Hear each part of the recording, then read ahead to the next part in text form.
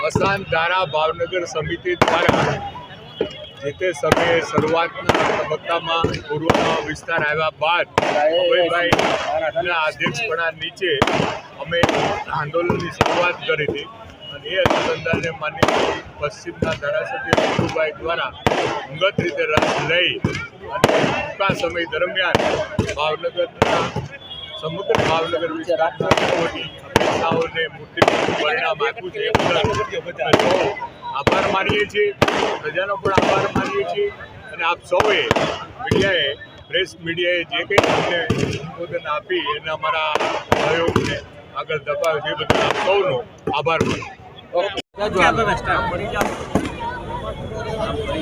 ગઈકાલના રોજ ભાવનગર પશ્ચિમ વિધાનસભામાં અસાન ધારો લાગુ પડ્યો। આને લઈ સમગ્ર પશ્ચિમ વિધાનસભા અને સમગ્ર શહેરમાં ખૂબ આનંદનું વાતાવરણ ઊભું થયું છે। વર્ષોની જે લોકોની પ્રતીક્ષા હતી એ કામ પૂરું થયું છે। આ કામ માટે હું એડવોકેટ શ્રી જાની સાહેબના નેતૃત્વ નીચે જે અસાન ધારા સમિતિ બની હતી ને એમણે જે વર્ષો સુધી કામ કર્યું, પત્રવ્યવહારો, ડોક્યુમેન્ટેશન અને જે રજૂઆતો લઈને વર્ષો સુધી થાક્યા નહીં એ બદલ સવિશેષ એમનો આભાર માનું છું। સાથે સાથે ભારતીય જનતા પાર્ટીની રાજ્યની સરકાર માનનીય ભૂપેન્દ્રભાઈ અને એમની સરકારનો પણ આભાર માનું છું।